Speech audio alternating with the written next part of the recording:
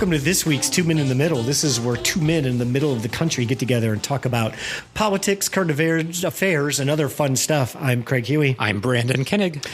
Brandon, we've been off for a couple weeks because our late summer travel schedule seemed to kick in all of a sudden. Yeah, I know you were traveling recently in Vegas. I was in California. I have a bunch of travel I'm trying to get in before kind of end of the year. Do you have points or something? Or I do. I mean, I have points. I have credits that go back to last year for flights that were canceled. So, yeah, just trying to balance it all. And so you did get a credit, though, if you had a flight canceled sometime for COVID, I'm assuming. I did. So I have Southwest credits for domestic flights. I actually have full flight reimbursement and then partial credit for an international flight I was supposed to go on for work back last year, which I'll have to use at some point. I know that particular credit I have, I think either a 2.5 or 3 year time frame to use. I need to go back and check.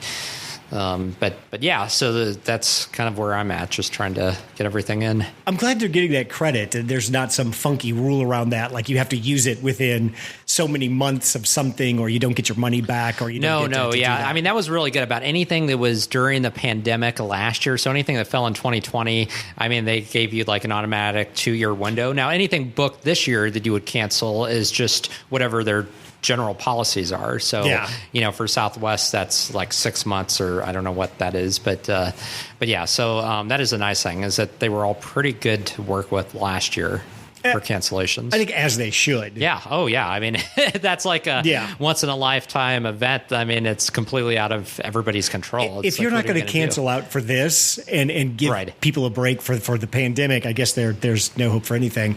I got to go to Vegas last week. Joe was at an HR conference, so I got to tag along for a couple of days in Vegas, which are always fun. Oh, yeah. Can't go wrong in Vegas. I mean, if you're not a gambler, I mean, there's pools. There's. I don't think I gambled a single cent when I was in Vegas, because gambling just doesn't do it for me. But to your point, there's all kinds of stuff you can. It's the entertainment capital of the world. Yeah, there's everything. Lot of people in Vegas making a lot of questionable decisions on a daily basis, and that's just so much fun to watch. Yeah, and that's, I think, a deterrent for me for gambling. I may gamble a couple bucks here and there, but nothing crazy, because I look at the people around me that just go on and are there for hours and hours. I'm like, oh my gosh, that's depressing. In your mind, aren't you saying, I wonder what that person does for a living? Several times, yeah. How much money do they make? Because they seem to be losing a lot. Right. I mean, especially the ones that are spending thousands and thousands in just an hour, and you're just like, what does this person do? And what does it do for them? That's what I don't get. I've never been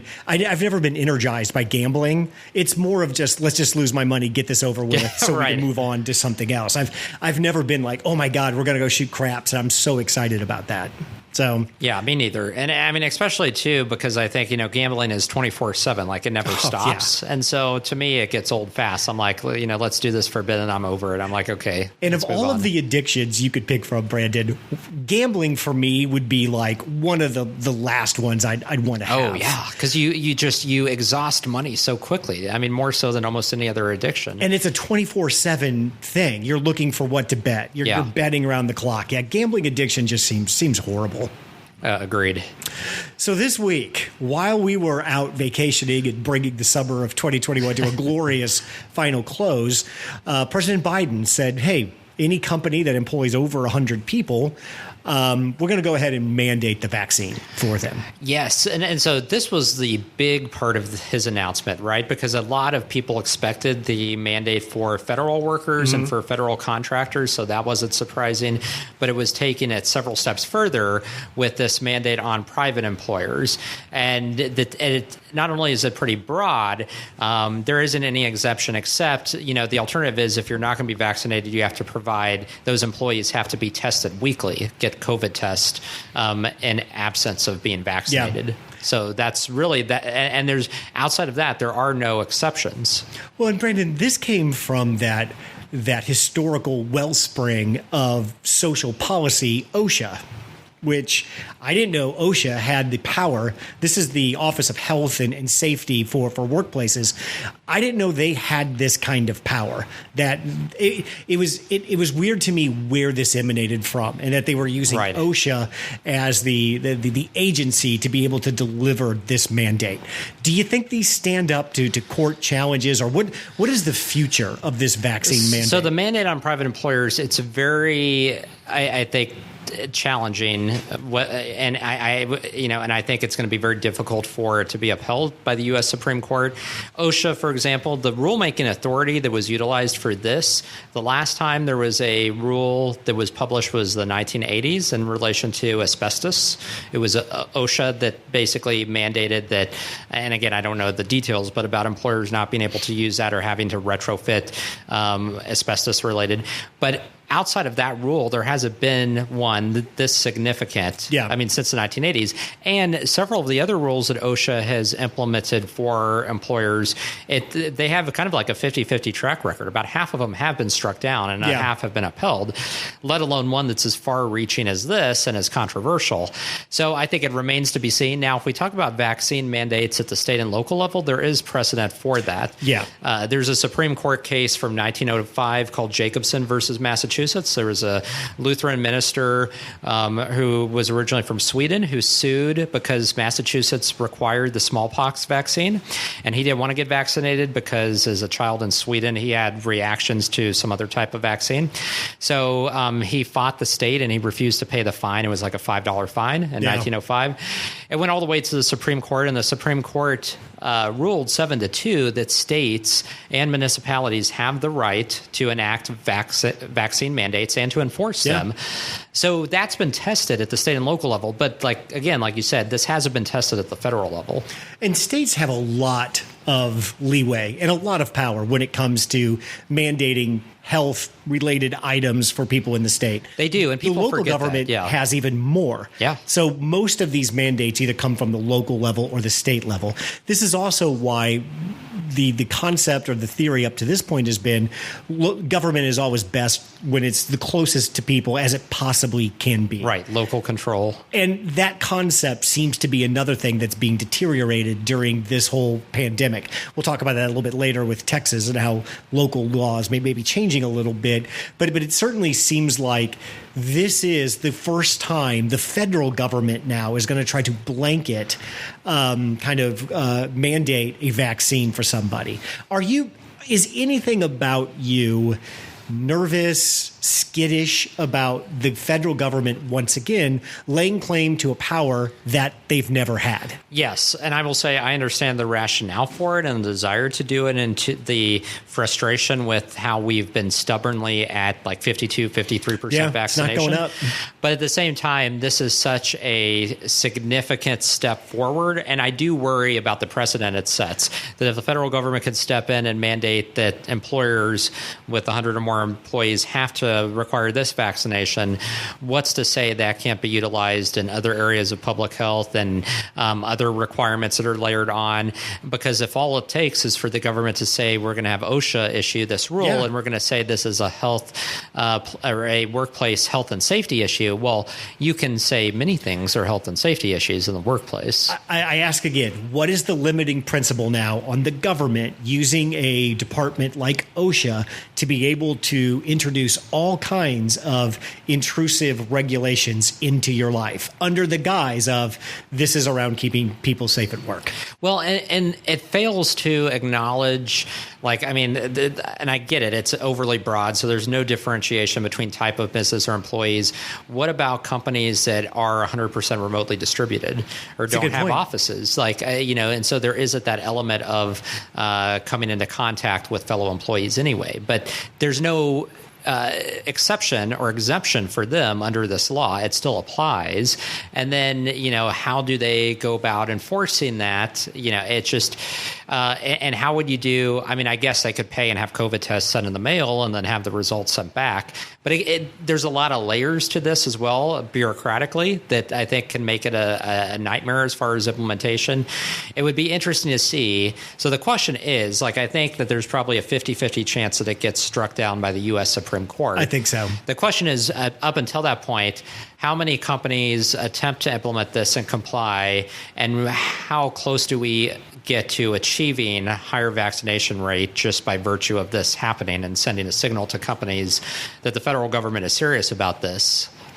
Many, many times in history, things go straight in the shitter when somebody says, I don't know what to do, but we have to do something. We have to do something, yeah. It feels a little bit like everybody's sitting around saying, we can't get off this 53% schneid.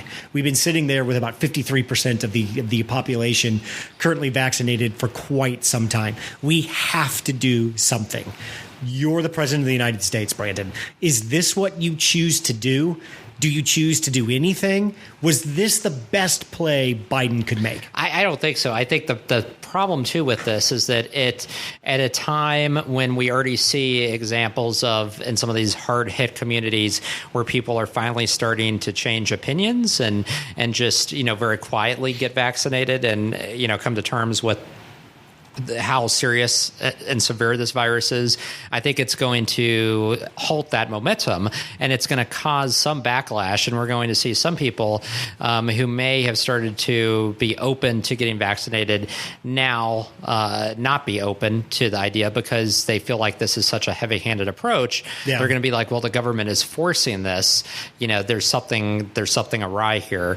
And so the problem is it plays into the hands of the conspiracy theorists and those that have an axe to grind, because this time they can say, oh yeah, the government is forcing you to. They've attempted to say that all along, but the matter of fact has been that there has been no government mandate to get vaccinated. It's all been a public pressure campaign. And I think there's a lot in that public pressure toolkit that we haven't utilized. I agree. I mean, I look at it this way. If not this, what? What about the carrot and stick approach? What if you incentivized large companies to require their employees to get vaccinated through tax credits or other types of... Offer a tax credit if 95% of your employees get vaxxed or something. And do the same thing with insurance companies, like convene a roundtable of the major insurers and talk about how you're going to incentivize them to require vaccination, like lower rates versus higher rates, fees. I mean, there's so much that you can do to that and to, I think, incentivize without going just immediately to mandates. I think if I were president, what I would say is, hey, we're going to mandate this at the end of the year if we can't get to where we need to be. Yeah. And I just tell people. More as kind of a threat, yeah. As a threat.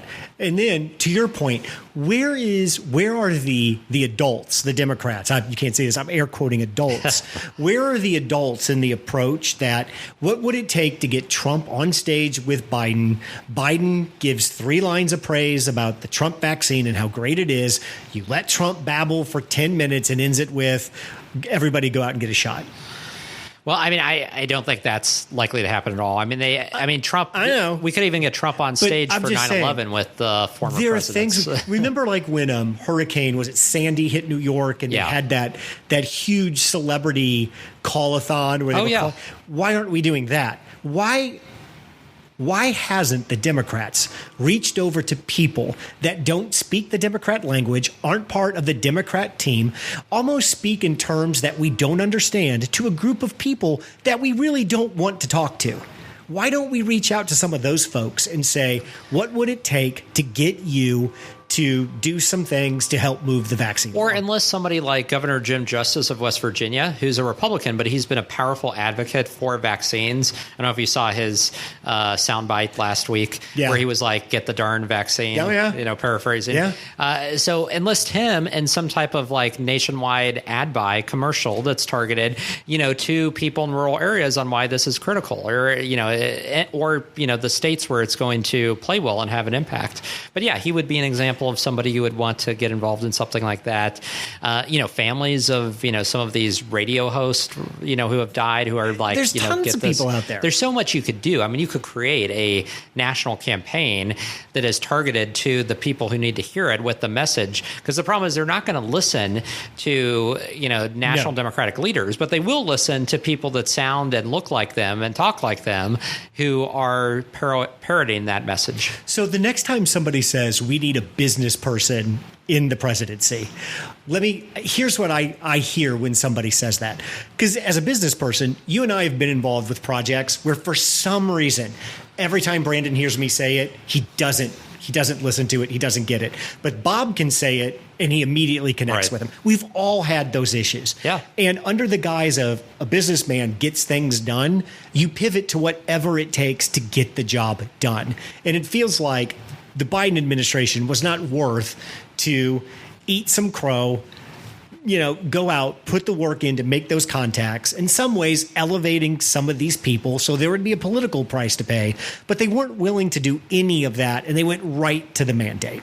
And I think that's the problem. You're not going to get everybody, right? There's always going to be holdouts. We know that. Even, the people that booed Trump, at his rally a couple weeks ago when he talked about getting vaccinated. Yeah. But there is probably a 10 to 20% of those holdouts that can be moved. And if we can increase the vaccination rate from 53 to 63%, or closer to 70%, that's a huge win. We're not going to get close to 100%. There will always be that 25 to 30%. But, it's about getting to herd immunity status, and we have to have more than 52% to get there. So how do you respond to the people that say, I agree, we need to hit like 75 or 80% to get to herd immunity? Why is it that the numbers of people who have natural immunity based off having the virus, why are those never counted? And I think there's some legitimacy to that. But just tactically, how do you get 200 million, 100 million people who've had COVID, how do you get them to get the antibodies test? Right. I mean, so that's part of it. And I don't know what number we're up to now in terms of the percentage of the population who have actually had COVID and have that natural immunity. Yeah.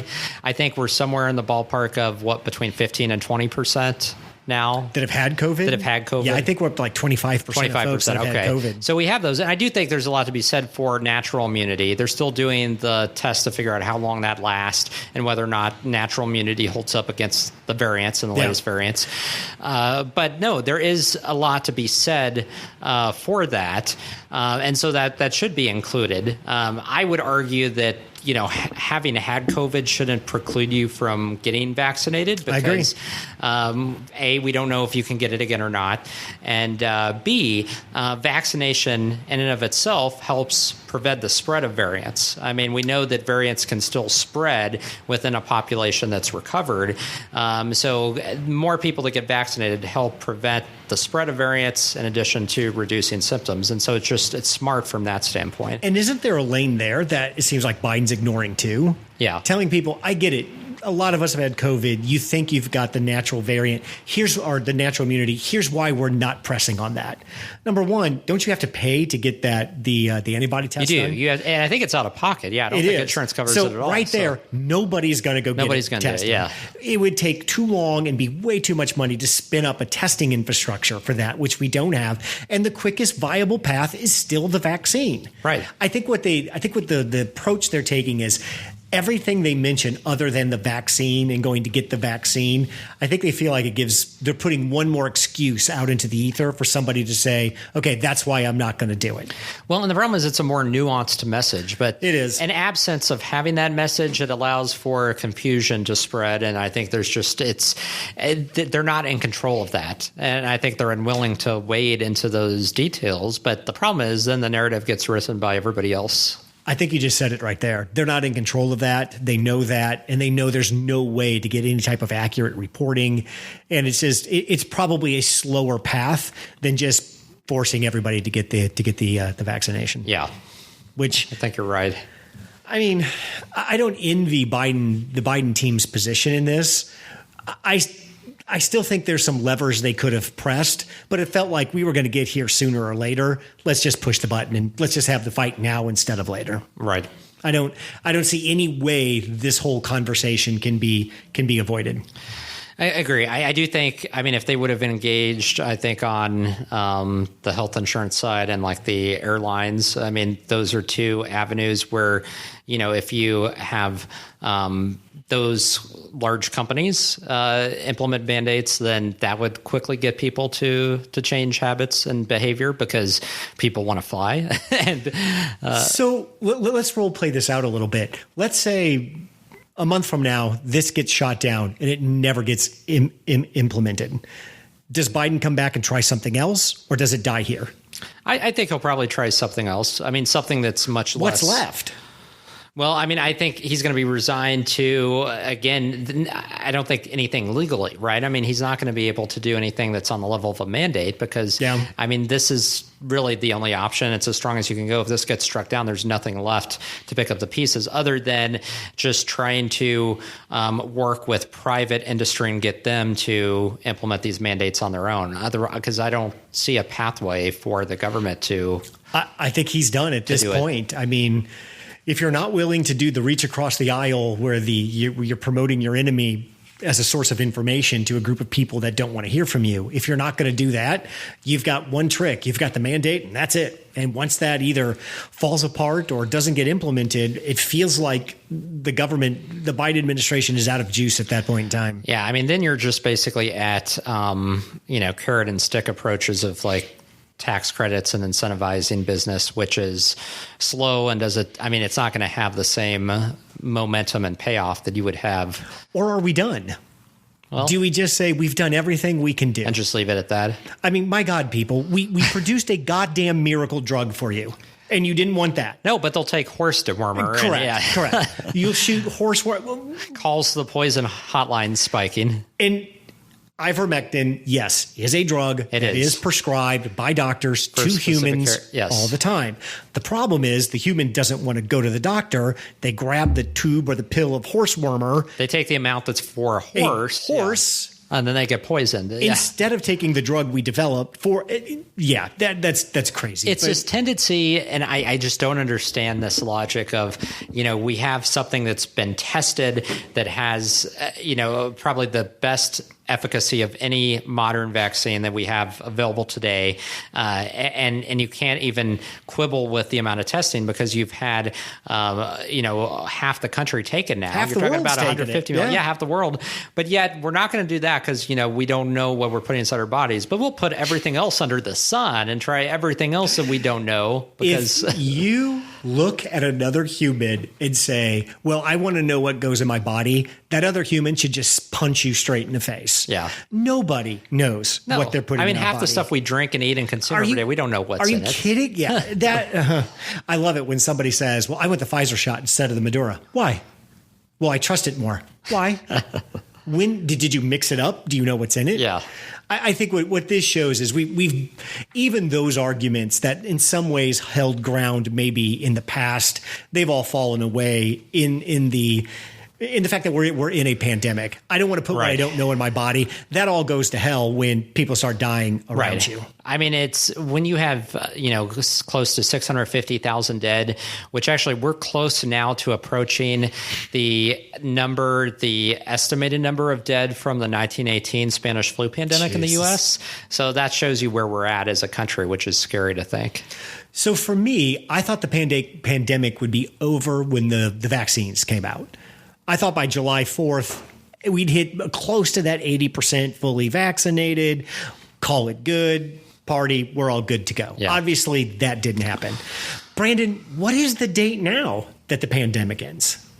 And we don't have a date, right? I mean, no policymakers don't seem to have a timeline or date. And so we're just kind of stuck in neutral. And I think that's what's so frustrating too, because it's like, at what point do you, like you said, do you just throw up your arms and be like, okay, that's it? Like, there's nothing left to do. Because this is largely a pandemic of the unvaccinated now. And I think to all of us who got vaccinated and followed the rules, it's frustrating to have to still operate under the requirements, that the unvaccinated should be under. Yeah. So, and operate under the social distancing and all of this when, we know what works. We've done our part, and there's a segment of the population that has not. And so everybody else is having to pay for that. Biden caught some grief this week, as he should, that he didn't really kind of nuance that approach that you just laid out. He just laid it out there. I'm doing this because you people won't take the vaccine. Yeah. There's about half the people in the country. I can't figure you out. This is your fault. You're the ones that are causing us to do this. So therefore, it's mandated. Did you Do you agree that he could have done that better? And is that just one more kind of log on the bad messaging on COVID all the way around? It is. I think number one, I think what was striking to me is he should have had Dr. Fauci there or a medical team to provide that reinforcement. I get that this is a policy decision, but he could have had Dr. Fauci and the scientist and the epidemiologist there to get into the specifics of why we need higher vaccination, what herd immunity is, why the vaccine matters for herd immunity. I think there's a case to be made for that Biden can't make that case because he's a politician. True. And so you have Fauci make that case now? Well, I mean, I don't know, but I mean, he's the only non-policymaker that has still that level of gravitas, so it's better than nothing. But I think having him, director of the CDC there, I thought that was what was missing, because I think absent of that, it's just all a political speech. And I think there would have been value in talking about where we are now in the pandemic, where we're going, why we need to do this. And the big thing is, I think, recognizing, hey, it's frustrating. The reason that all of us are still having to operate with mask and distance and all of this is, even if we're vaccinated, is because we have to account for the unvaccinated now filling up the hospitals. And the fact of the matter is we have hospital ICUs in different parts of the country that are filling up so rapidly that they are having to turn away people for other injuries and cancer people that need cancer treatment. Surgeries. So that's where we're at. If this had no effect on the rest of us, then it would be one thing. But the fact of the matter is that the unvaccinated, they're not only impacting themselves, and I'd like to talk about it as if it's only themselves that are being impacted. It's not. Everybody. Yeah, this is a great point. This is not just a pandemic of the unvaccinated. Right. They may be getting sicker and going to the hospital at a higher rate. But they are taking hospital beds from other people who need them. Absolutely. And if you can't drive that through to somebody, that you may be taking a hospital bed, that's somebody who has cancer or somebody actually needs, if that doesn't persuade you to do it, I don't know what argument is left that can be. Brandon, I'm sitting here thinking, people pay you to help them communicate. In a sense, that's your job. And your specialty is communicating online. Why? How are we so bad at this? We've beaten this horse hundreds of times under Trump. Trump just devolved into a comedy show, a tragic comedy show, but still a comedy show. We all had high expectations for Biden. Seemed to start off good. I think we both agree has not delivered in that area. Floundered. How do we get to this place? I guess my question is, you've been on the staff of a senator. Does somebody take like normal, straightforward communication that every American can understand and go through it and like highlight stuff out, change words, give you notes like make this more confusing? This makes too much sense. Don't say this. People might actually know what you mean. I guess my question is, give me some insight. How does this level of communication or lack of there just keep perpetuating on itself? Doesn't somebody eventually stand up, raise their hand and say, I'm sorry, guys, but nobody knows what we're doing here? Right. There should be, right? So, and having worked for a senator, I can say there's a lot of redlining that happens, especially when policy declarations are made. So you can confirm that somebody looks at it and says... Oh, not just somebody, like multiple layers of people. Yeah. And before it gets down to, the president or the senator or the office holder, because that person will often then be the final point of review and often do their own redlining and consultation, and it'll be this constant give and take. So yes, I mean, that should be part of what's common review process for policy declarations and speeches. I mean, that shouldn't be controversial at all. So Senator Moran has somebody who heads up his policy work, I'm assuming. Yeah. And I'm assuming that man or woman, they're really interested in what communications go out, and they really want to look and make sure things are being communicated. It's just fascinating. And I mean, even in things as simple as when the senator was giving a speech to the local chamber of commerce on the economy and economic indicators, that would be reviewed by multiple people, multiple places. And if it was somebody like me accompanying the senator and staffing him on that event, I would help review that in addition to the senator himself. So even at that level, if you know that there's that oversight that's happening and that type of a QA review process, then you have to imagine what it's like at the presidential level. So it does beg the question, like, who and what is going on and why,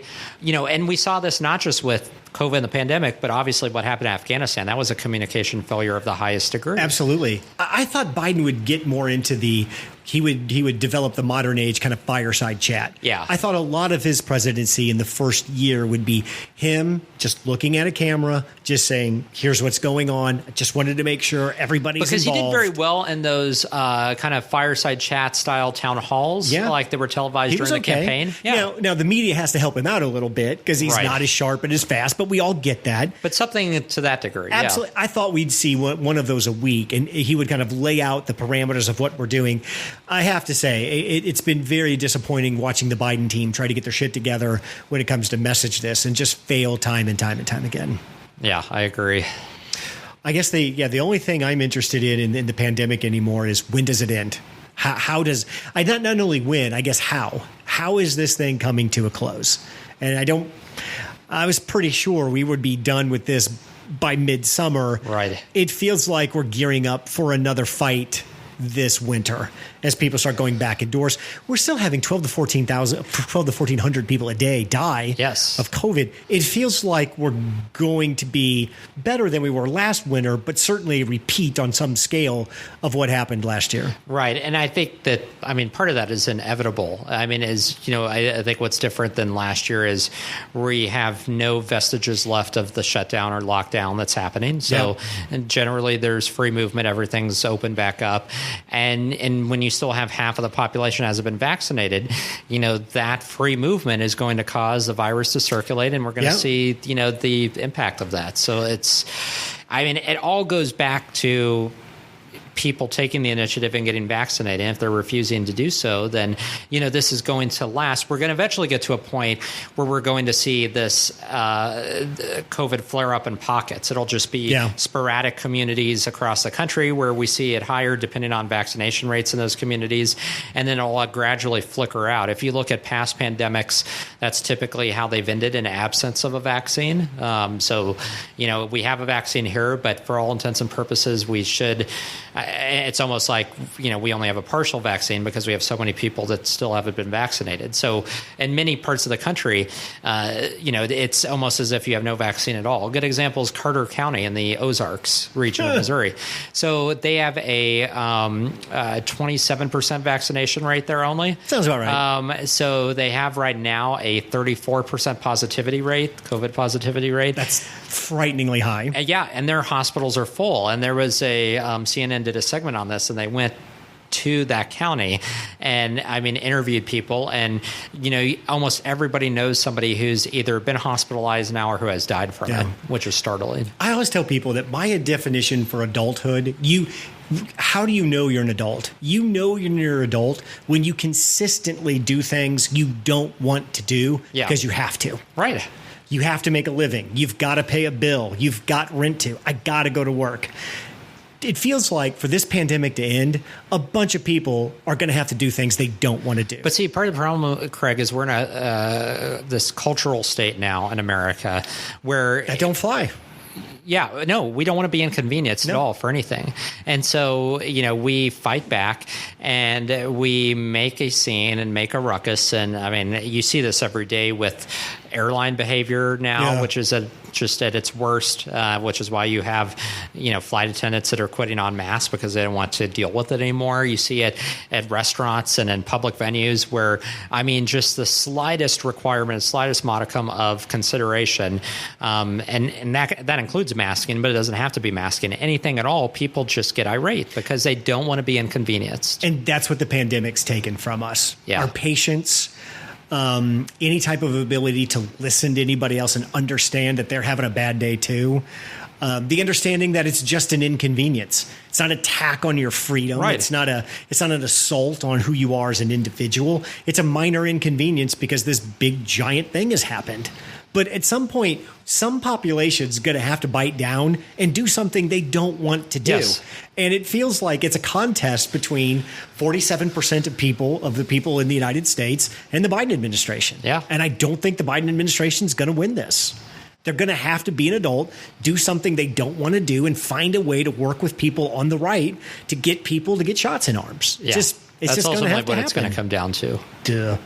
Let's talk about more adults that do things you don't want. I guess we're going to Texas next, where they've had themselves quite the past couple of weeks. Yeah, so this abortion law, which so lawmakers in Texas thought they were pretty creative in writing this law. I heard somebody describe this as this was a pick designed for a specific lock. Yeah. This law only does one thing. It was designed to do one thing, and that's it. Well, and I think by taking the enforcement provisions off of the lawmakers themselves, I mean, what they thought they were doing is that they were creating a law that could not be opposed or adjudicated because, they were not running afoul of, existing Supreme Court precedent like Roe v. Wade because of the way that this law operates as the functionality of it, because essentially what this does is it deputizes individual citizens to report on others and to sue in a court of law and be rewarded for those lawsuits monetarily. Like $10K. Yeah, well, $20K, I think. Yeah, it's $20K. And it's paid by the person they're suing. Right. You're paying that person. So it's just it's so wrong on so many accords, but least of all because you're monetarily incentivizing somebody to bring forward a lawsuit. And it's not the way, I mean, it's akin to like Wild West in terms of how it's not the way you should run policy at all. I mean, that's not, and again, the whole point, if you are confident in the policy decisions you're making, you should be able to be the enforcement mechanism for that. And so, I mean, basically the state is offloading enforcement to just anybody and everybody individually and saying, oh, hey, it's up to you. We're going to be off the hook because that makes us off the hook in terms of legal challenges. And, it creates an environment where not only does it, I think there's a lot of issues with turning in citizens and doing that, but you have people that are incidental to the process, Uber drivers, those who have anybody that abated, helped that woman get an abortion can be targeted. They can be targeted and they can be sued. So they can be a defendant in a lawsuit, which is also scary and something that should have happened, let alone the fact that the people that are bringing the lawsuits have no damages directly, right? No, I mean, they are not connected at all. It can be just anybody who thinks they know of somebody who's had an abortion. And so, the lack of legal standing, I think, is really what's crazy to me. This law just lays to waste several core principles of the legal system that we've operated on since day one, with the first one being standing. You have to have a reason to sue somebody. If Brandon gets hit by a car, I can't sue the person that hit Brandon. Right. Because I didn't suffer the injury. Brandon or Brandon's family or someone that depends on Brandon for income, they have standing, they have a case. This basically just says any citizen can file a lawsuit against any other citizen that they feel has had an abortion after 6 weeks. So basically what the state of Texas did is they created a new law, or that they wrote a new statute in a traditional way. Hey, after 6 weeks, it is illegal for a woman in the state of Texas to get an abortion. That's a standard statutory law. Yeah. But what they did, to your point, they removed the state's enforcement. There is no state agency that is responsible for enforcing this law. No. There's no one to call. There's nobody to say, hey, I'm going to get in touch with this agency, this department, and they're going to take a step. No, they essentially outsourced enforcement to the public. They did.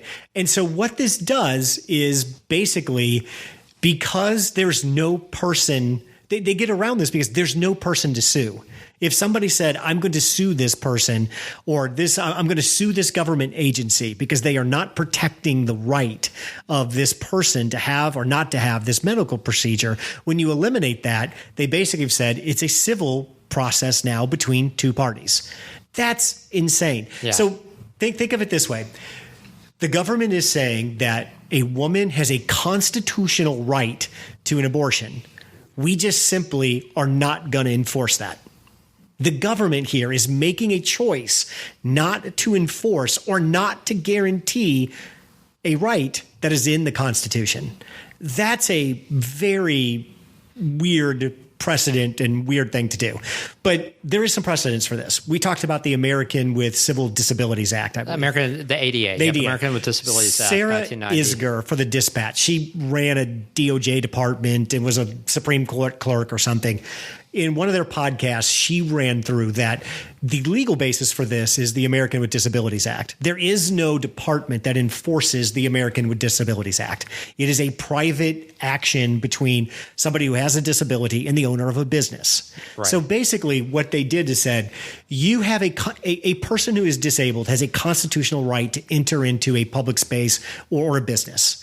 But because the size and scope of this problem is so widespread and goes so deep, there's no possible way we could create a government agency to enforce or protect that.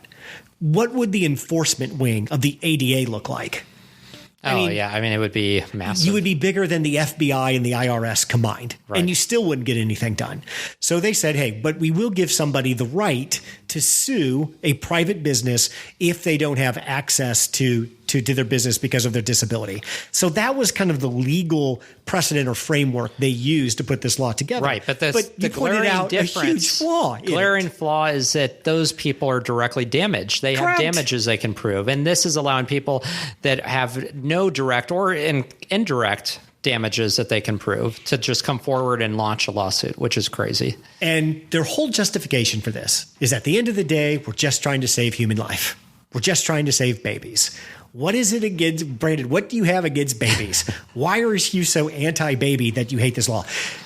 That's not the point at all. Yeah, not at all. The point is Texas is trying to get ultra creative and combining like 5 different legal concepts together while destroying one of our core legal concepts, which is standing. If you weren't directly harmed, you have no case. If this proves to go forward, I mean, basically the idea of standing gets thrown out the window. Think about how many aspects of policy that would impact. This law to me is peak 2021. Yeah. I just want to get in somebody else's business over something that I feel strongly about, and I just want to inject my rights into somebody else's situation. To me, I mean, you could call this like the first Instagram law or the first social media framework law. Why is it that a private citizen in Texas can basically start a civil suit against you because they think something happened? What's more 15-year-old high school girl than that? Yeah. I mean, Brandon, your side of the fence has been talking about all this woke bullshit and this is bad. And then you guys go and pull, to me, if you're afraid of woke culture, there's no greater example of it than this Texas law. I mean, this accelerates it.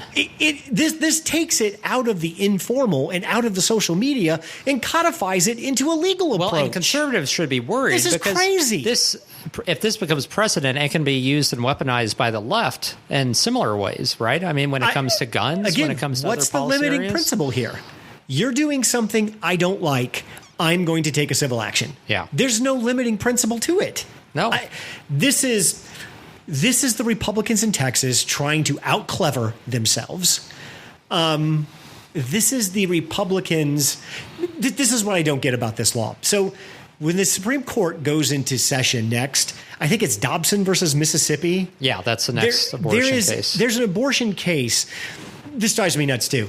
It's not Roe that currently is that we are regulating abortion under. It's Casey versus Planned Parenthood. Yeah. Casey versus Planned Parenthood in 96 or something like that. That came up with the undue burden, where you could not put a woman through an undue burden to get an abortion. And it also came up with the term viability. That's what opened the door to all of these heartbeat bills that passed in the state. I'm becoming more and more convinced that abortion needs to be, the Supreme Court just says it's legal, it's a state issue. Yeah. Because we're nationalizing this issue and we're radicalizing people over something they have no ability to change. And is that a good thing? Why should somebody in Missouri, why should my wife be incredibly upset, and she has every right to be, about this law in Texas? we're creating something that's causing more tension and causing more to become more distable than what we need to be. I think what's getting everybody ginned up now is everybody wants to be involved in everything and have something to say about everything. Right. We just need to push kind of abortion out of the federal level where everybody's looking for one overarching decision that allows them to win and push it back down to the states and just tell people this entire country. Which is where it started. Yeah, this entire country is set up that if you don't like where you're living, move. Go to where people think like you. Vote with your feet. I mean, it is amazing because we're 48 years post Roe v. Wade, and we're still having this debate. But now it's gone in this completely different direction with the Texas law. And tell me, too, why do 9 unelected people, why is the Supreme Court making up parameters for abortion? That makes no sense to me at all. Yeah. Why is the Supreme Court defining what viability of a fetus is? That's ridiculous. I think this is the time. This is the time for the Supreme Court to come out and say, this is what we're doing. This is why we're doing it. This is a state's issue. It really always has been a state's issue. And if you don't like it, maybe you need to decide what state you live in. Well, is it that the thinking behind the Mississippi case? So if they rule in the affirmative for that case, then that would make it a state's issue again. It really just pretty much even with Roe v. Wade. I mean, yeah, Roe v. Wade is somewhat irrelevant. Yeah. Everybody agrees that, at least conceptually, that it's constitutional. Right. So and people know that that's a much harder thing to go after. Right. Because most people who follow law say Roe v. Wade as a legal decision is a massive piece of shit. Doesn't have much legal precedent to it and can be unwound pretty easily.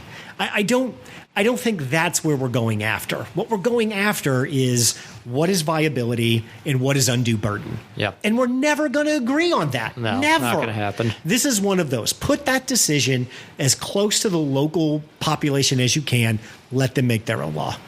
And then that way you don't have to constantly be expending energy over what some state just did. I don't care what Texas did.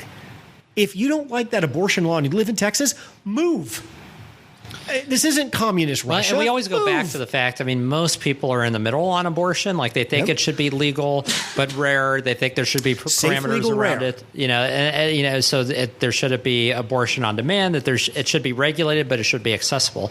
And so we have these battles that are between each extreme, like outlaw abortion, keep it legal.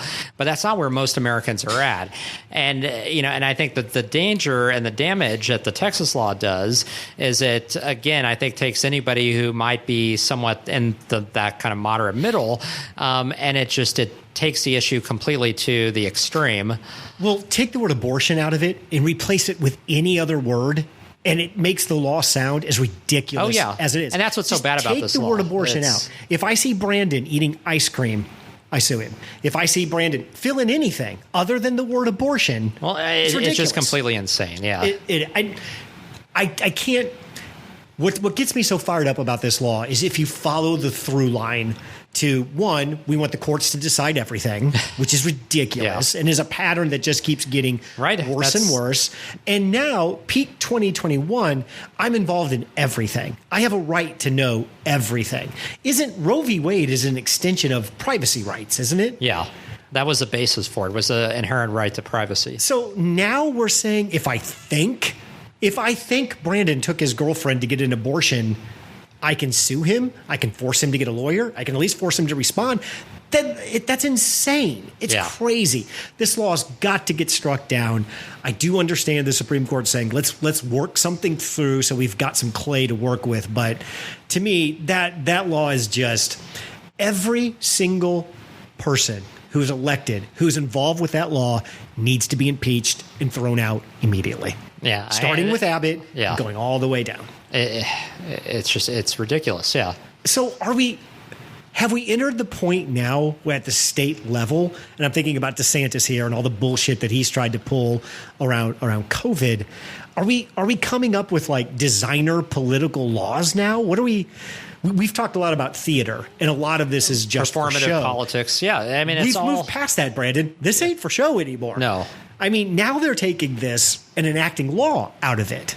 DeSantis is doing not the abortion thing, but his own stupidity in Florida, where he's moved out of just the performative I'm going to, and he's actually making laws that are grounded in no legal precedent at all. Well, Does this just continue? I think that's the difference. Is you used to have conservatives would create what they called model legislation that could be worked through the states. And that legislation, even if you disagreed with it, at least had a legal underpinning. Like it was crafted so that it could hold up constitutionally and legally. And now they're just throwing that out the window and being like, we don't care. We're going to craft it however we want. Who makes a law that targets a core, one of the pillars of the whole thing and says, I'm just going to kick that out? Yeah. Who does that? Who does that? And what's Abbott's MO? Where's he going? He's not running for president. He's in a wheelchair. Yeah. It's not going to fly. I say that now. Sanders had a heart attack. I thought that would kick him out, and it didn't. Abbott is as high on the chain as he can go. Who's he doing this for? I don't understand it. Yeah. Is he trying to hold off Matthew McConaughey with this law? This law's worth your job? Well, and I think it has the opposite effect. I think this law does so much damage to those who voted for it. It's completely unpopular. I'm not a big fan of boycotts and when one state ends travel with the other one. I generally think that's pretty stupid. But here, I don't. I can see somebody's point by saying, I just don't want no part of that state. At the same time, as this abortion law went in, apparently I can just strap a gun on and walk around too. So I am voting with my feet. I'm never living, and I'll travel to Texas, maybe if business would require it, but that's about it. When do we start getting, but also too, I don't care. Let those people do what those people want to do. Right. If you want to walk around with a gun, what do I give a shit? But see, I think the broader point is here, I would argue that most Texans aren't for this. At the very most, there's probably 50-50 split on this issue, but I think it's more so the other way. But it's an example of how Texas has a government. They have a legislature and a governor who are in power because of redistricting and because of what's the word I'm trying to gerrymandering. Gerrymandering. Thank you. I was losing that word. So they have this lock on the Texas legislature that Democrats can't break, despite the gains that they've made in inroads. It's going to get worse. And it's only going to get worse. And so a lot of this is reactionary to that, right? Because part of it is they see the demographic change, writing is on the wall. And the next election or the one after that, Texas is going to be voting blue at the presidential level. You think 2024 is going to be a God knows what. Well, yeah. But you think 2028 under a normal election cycle? So yeah, because Texas, Biden lost Texas by just a little bit over 5 points in 2020, and that's exactly where Georgia was in 2016, and then Georgia went blue in 2020. So you look at the parallels there, it's really fascinating because Texas is following that same trajectory.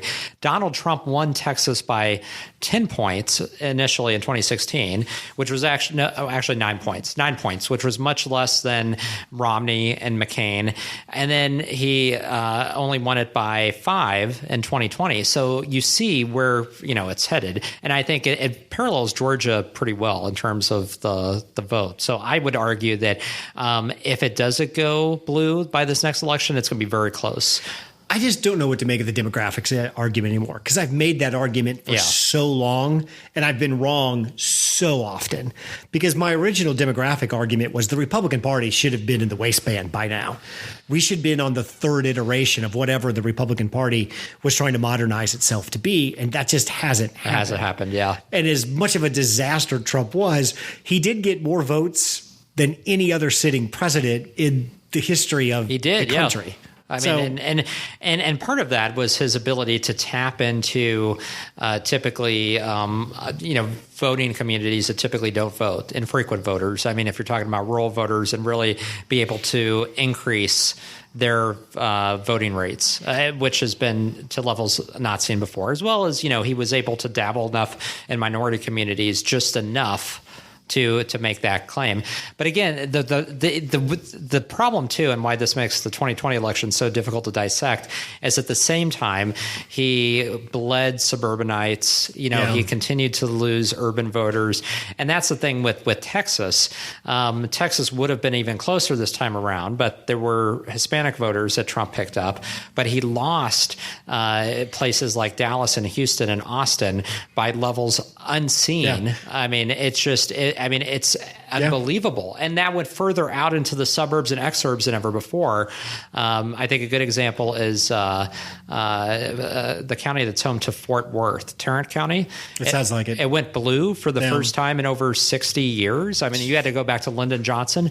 So that is happening. And I think the question is, and this law may reverse the trend we've seen with tech companies moving to Texas, but the avalanche of tech companies relocating to Texas has also helped in that blue demographic. I just say it again. If you're a state and you want to tell 50% of your population this is the approach we're taking to women's health, so be it. I believe the market will straighten that market out. Will dictate. And then eventually you'll see some of these states reverse course and, you're going to see behavior change. But I hate to tell Greg Abbott this, but men are abandoning college in record numbers. Yeah. The split right now from female to male, it's 60-40 from college. Oh, yeah. Women already are mostly doctors, and that delta is going to expand greatly over the next 20 years. Yeah. If you think it's good business to do this, knock yourself out. I just don't get to.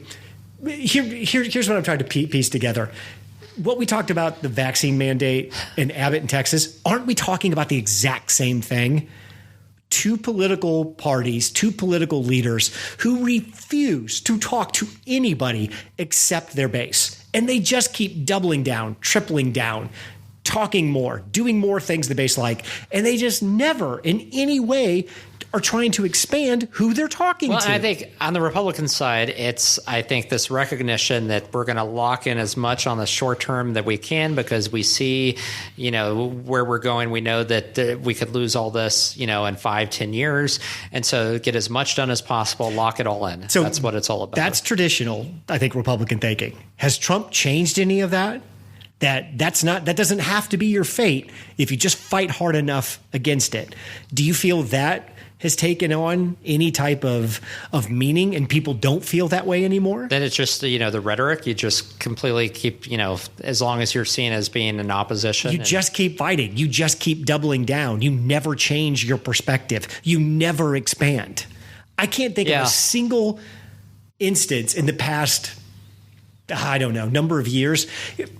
Tell me about the last time you saw a politician try to increase their base. I can't think of it. Yeah, I can't either. I mean, Bill Clinton with the Sister Souljah moment, we're talking 90-something there. I can't think of the last time. And a lot of that goes back to all of the gerrymandering that's been done, right? They don't have to increase the size of their base. If you're in Congress, if you're in the House of Representatives, it's only your base that matters. I mean, completely. It's just that's where we've gone in this country.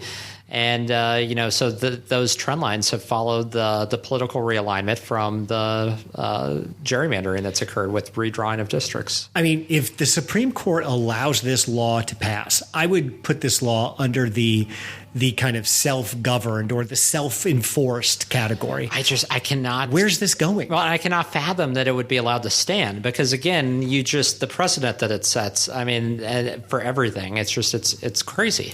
I mean, think about how clogged up the courts would get. I don't know. I guess I get the Supreme Court's thing is so it's not a burden issue, right? Because we're not saying it has nothing in it that says they're reducing the number of clinics or stuff like that.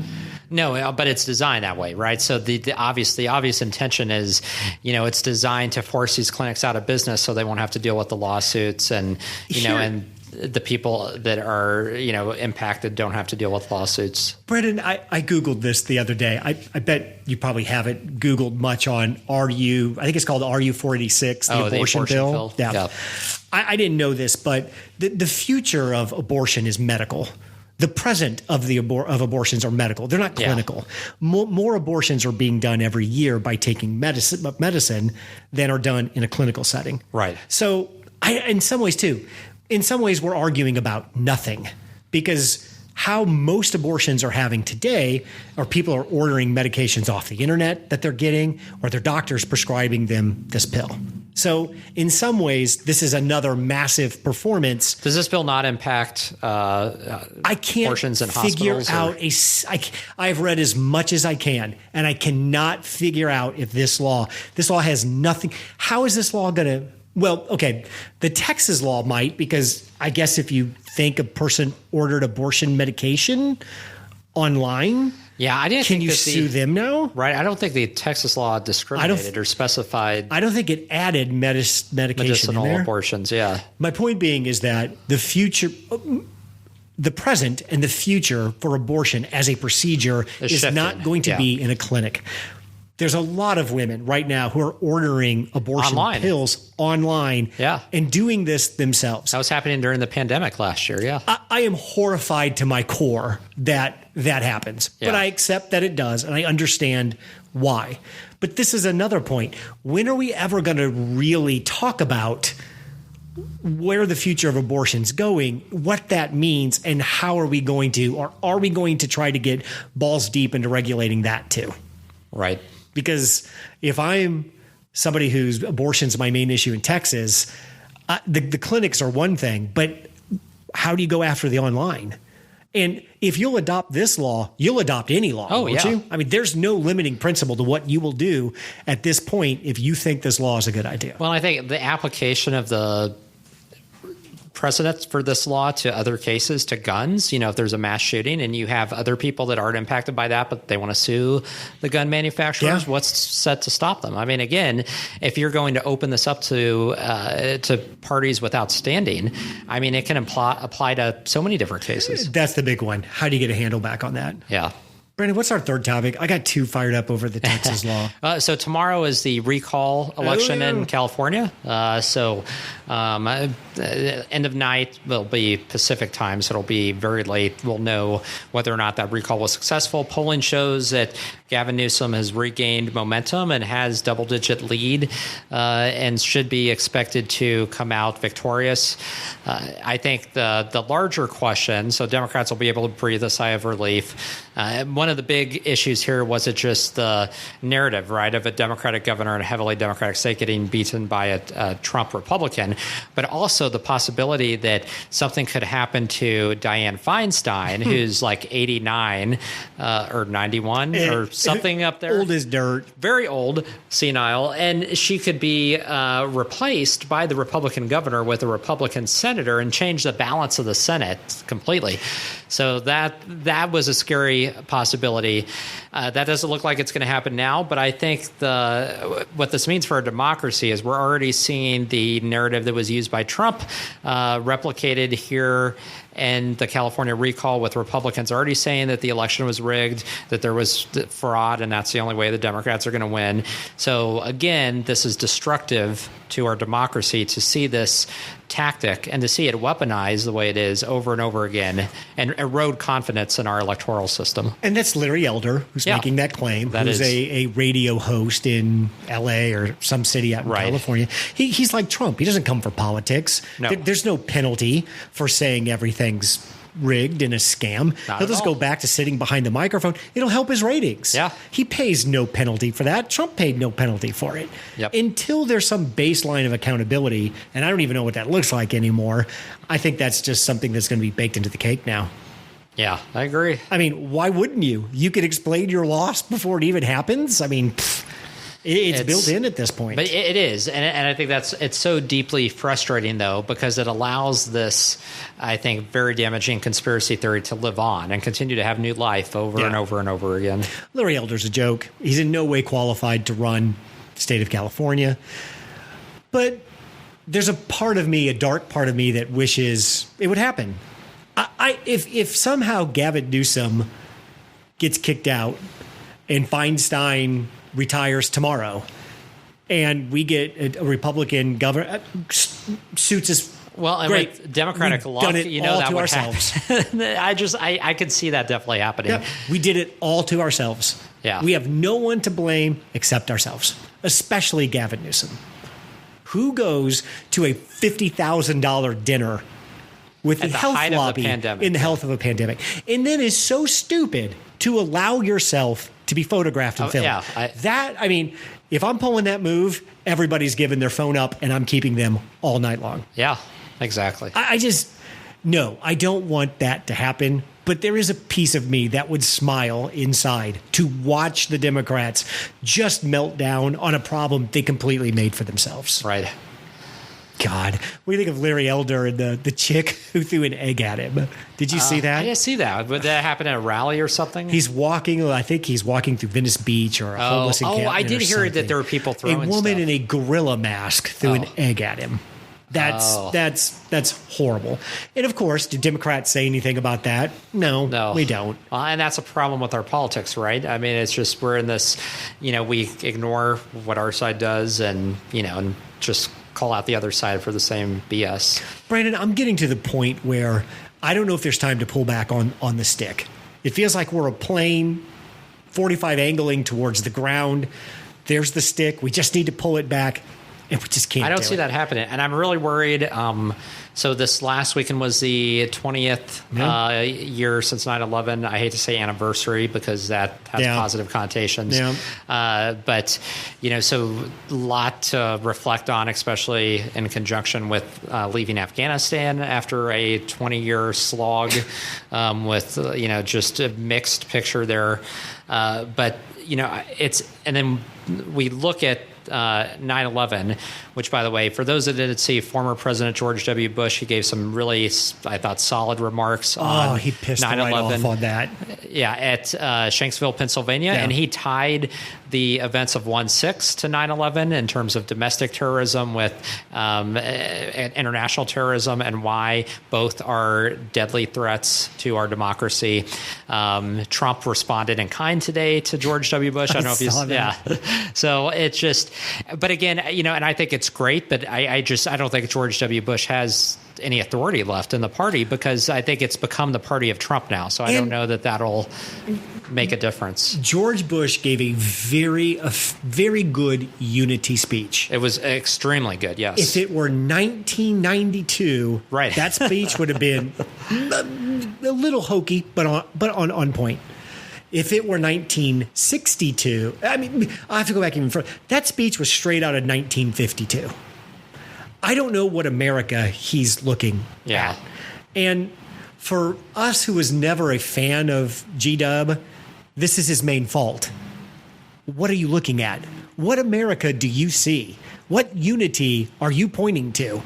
If 9/11 happened today, we tear each other apart. Oh, we would. But shouldn't somebody try? And if it's going to be somebody, it should be an ex-president, right? I mean, you look for moral leadership where you can get it, and nobody elected today is providing that, I agree with that. So, it's just like I can understand, and that's why it's still like it gives me kind of the, makes me warm and fuzzy inside when I see the group of ex-presidents without Trump get together, when I see Obama and Clinton and Bush on the same stage, because there is that idea that, yes, we're supposed to be unified. We can be from different parties, but we all have this commonality, and Trump was the antithesis of that. And so the fact that he has never been part of that ex-president's club now and refuses to be part of it, I think is just emblematic of where we are in the country. Like you said, that there's this line in the sand, and and nobody wants to cross it. But I do give him props because I think that, again, we should have elected Republicans who are drawing that parallel, that comparison between domestic terrorists and international, and it's not being made. But again, I think it's like, shouting, in a forest and nobody can hear you. And this has new significance too, because this coming Saturday, September 18th, is this Justice for January 6th rally that the I didn't know it had a name. They're calling it Justice for January 6th. So it's part of the narrative to rewrite what happened on January 6th and make the defendants out to be victims and to rally to give them justice and release them from jail. And there's I think, a lot of fear and a lot of intelligence that there could be violence again in the Capitol. Don't see how it's not. And I don't know how. Just today, for those that didn't had noticed, there was a guy arrested outside of the DNC headquarters with a machete, with a something else. You said he had a swastika on his truck. He had a swastika on his truck. Nice. His name has been released. Already has white nationalist, neo-Nazi ties outside the DNC. And so with a bayonet, that's the other thing. He had a bayonet and he had a machete. And so, again, this is the precursor to what we could see happen on Saturday. And, the violence we saw on January 6th wasn't an isolated incident. No. It was a culmination of what we've seen the last 4 years, and that hasn't gone away. That's still there. I appreciate Bush's attempt at the unity. Yeah. And what it made me sad for, and where my reaction to it was more about how I felt listening to it than going back and reading it. Because I should have felt better. Yeah. I should have said, wow, there's an ex-president who I don't agree with from policy-wise, but we have some common ground here. And yes, we can.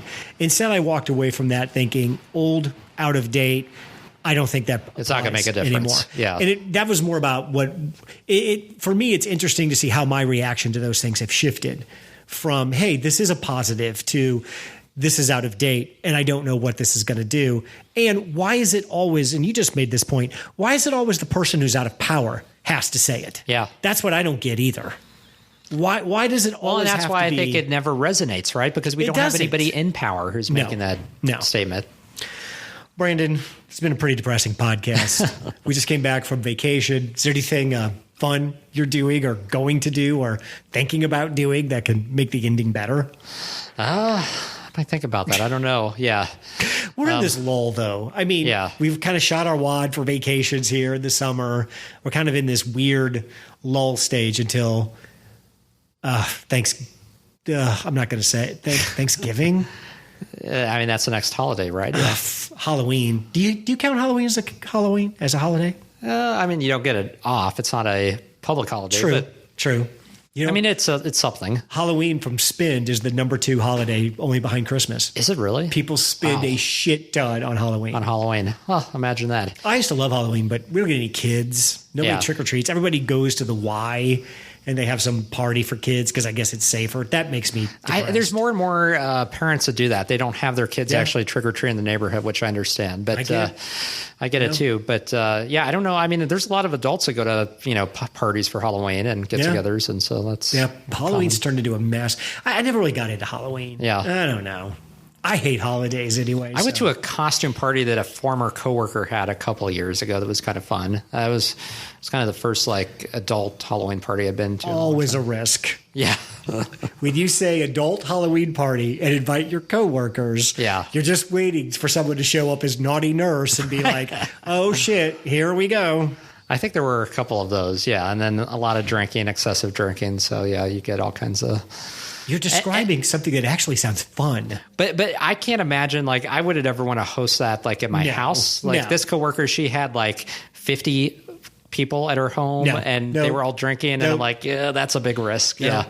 I don't want 50 people in my house for anything. Yeah. Especially 50 drunks in your house. You know those people are places they shouldn't be. Right.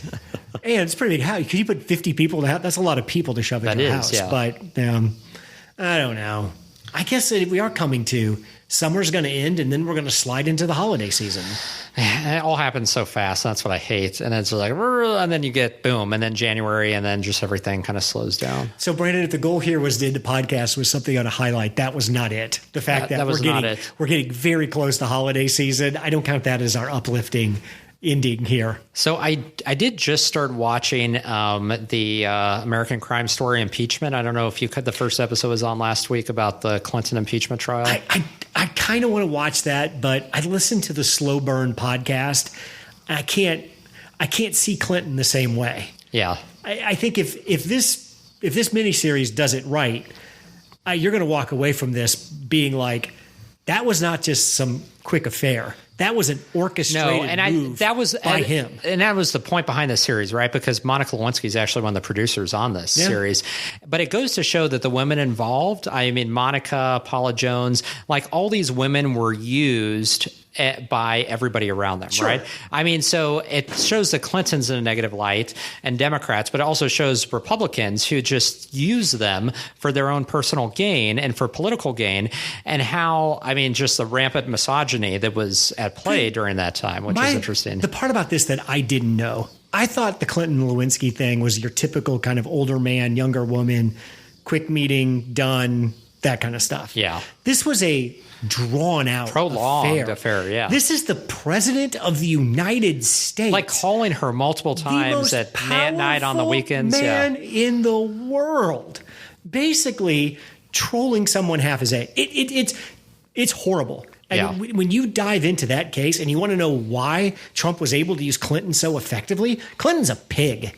Yeah. I mean, it is awful. And if she's the one executive producer, they'll do it right and get into it. And I think they will, good God. The other thing that's really fascinating is Sarah Paulson plays Linda Tripp, and she is unrecognizable with the prosthetics and everything. I mean, it's just like blown away. That is taking a deep dive through Clinton and Lewinsky. It's horrible. It is, and you return to that like in the 90s. It's like, how did we ever go through that time? At it. At least I did. I thought and made it into funny. a joke. And you look at like the reporters, like the questions they were asking and how they went after Monica and laughed about it. It's like they would never get by today acting the way they did back then. Like it's just that would not happen today. If I owned a big business and I was marketing products to women and I needed a woman to talk, I would try to hire Monica Lewinsky. Yeah. Because how that woman in her early 20s made it through that. Weathered all of that. She has a strength that very, very few people have. No kidding. And in the 90s when that came out, I thought it was funny. I thought it was a joke. Look, it's Slick Willie. He's at it again. Ha ha. The Republicans hate this. None of it was funny. Yeah. None of it was funny. So not at all. All right. I'd ask for one more thing, but I think we're not going to hit it. So I think that's our hour. Thanks, Brandon. Thanks, Craig. Thanks for listening to 2 Men in the Middle. Make sure to give us a 5-star review wherever you get your podcasts. Check out our website at 2meninthemiddle.com. Drop us an email at 2meninthemiddle@gmail.com or tweet at us at 2 Men in the Middle. We'll see you next week.